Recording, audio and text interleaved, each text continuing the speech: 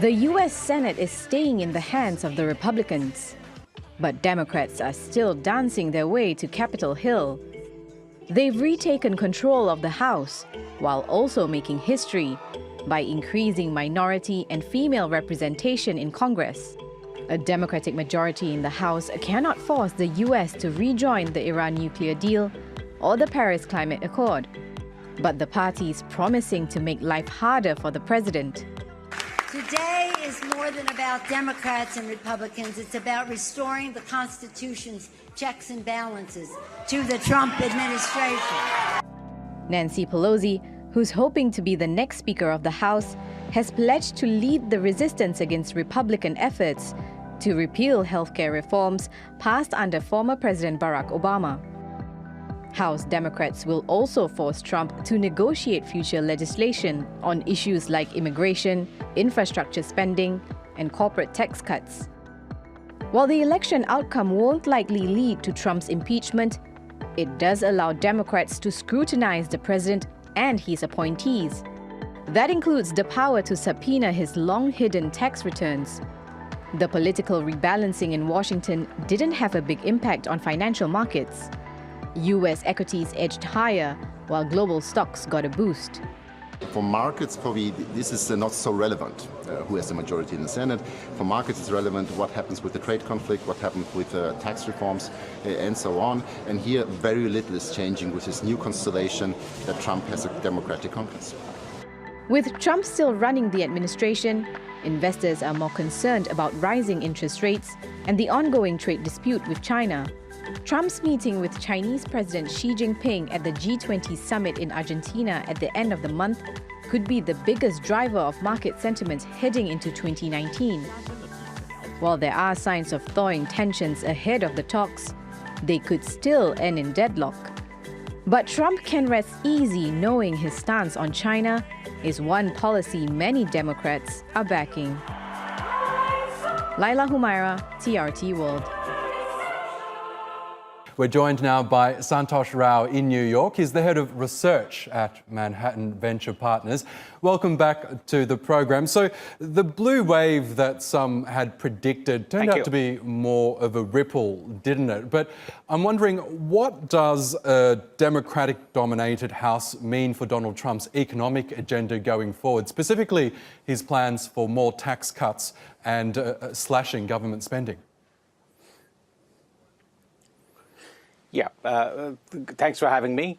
Like you said, it wasn't a red wave, it wasn't a blue wave, it was more, as someone said, it was more a rainbow wave. So we saw the Senate a little bit stronger than expected, House a little stronger than expected. So essentially in line, the results were in line. So I think this is healthy. It was expected. I think any new legislation is probably not going to happen. More tax cuts, not going to happen. More spending probably will. Democrats like infrastructure spending, Republicans do. I don't know if they will give Trump the benefit of passing that. So you're going to have a lot of push and pull there. But overall, I think Trump is not going to have a clean way to get what he wants. So there will be some hesitation. But let's wait and see. I think Obamacare will get stronger. So there's some pluses and minuses overall. But the agenda is definitely slowing down before the 2020 elections. And we've seen in recent months continued economic growth in the United States. We've also seen record low unemployment. I'm wondering, will this change in the political landscape have an impact on America's economic prospects? Yeah, I don't think the Democrats want to take the blame for slowing it down. I think it's in their best interests to show some legislation, and not just investigations. They just can't be anti-Trump. They need to show that they have something to offer. And the last thing they can do is really derail the whole economy. It's doing very well. It's not going to help them in 2020. So I think that's all eyes are on 2020 now.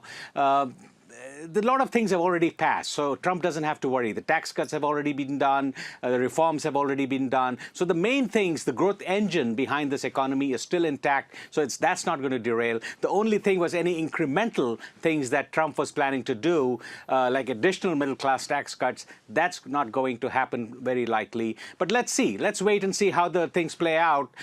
Trump wants to have a conciliatory approach towards Nancy Pelosi, the Speaker of the House, so the would-be Speaker of the House. So I think we'll have to wait and see. But overall, on the very high level, looks like things are going to slow down at the margins, and he's not going to get a clean way to what he wants. Yes, another significant aspect of Donald Trump's economic agenda are his trade wars with various countries, including China. Do you think a Democrat-controlled House could, I guess, slow down that trade war momentum that he's been trying to engage in, or will it just be business as usual on the tariffs front? I think as regarding trade wars with China, there is almost a near unanimous consensus that China is at fault and U.S. is on the receiving end of China's bad habits, bad practices. So I think in that end, I think the Democrats will support Trump. That's my view, and it helps them to do that. I think overall, I think that's what we want, the economy to grow. Ending the trade wars. Trump on his own might want to end the trade wars, might want to declare victory with China. So he's meeting with the president this month. Hopefully he gets something out of it. So the best thing he could expect or want is to kind of have an end to this with a victory of sorts for both parties, and we go ahead and come back to some kind of normality in terms of trade. So we'll see that. Hopefully he'll get that. Hopefully the Democrats will help him out, because it's in the best interest of both the parties to have this in place. And just very quickly, Santosh, there's been a lot of talk about House Democrats now finally being able to compel Donald Trump to reveal the elusive tax returns that were a huge issue during the 2016 campaign. Do you think that will happen, and does it even matter at this stage? Yeah, I don't know how important it is. It's probably important for the Democratic base. They probably want to make a statement there. I think that's just going to delay the whole thing. In the larger scheme of things, that seems trivial.